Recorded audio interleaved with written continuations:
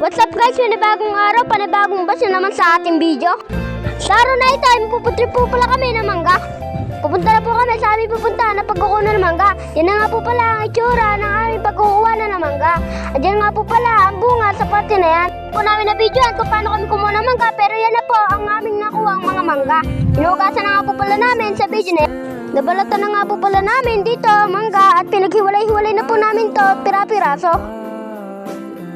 Ito na nga po ang finished product na aming pinagkukuha ang mangga.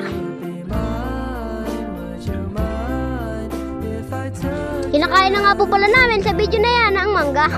Panoodin nyo nga na po kami kung paano kami kumain ng aming pinagkukuha ang mangga. Diyos ko po, inang! Sarap laang! Yahoo! Kung nakikita nyo po na wala ang aming kasama dahil ala po siya.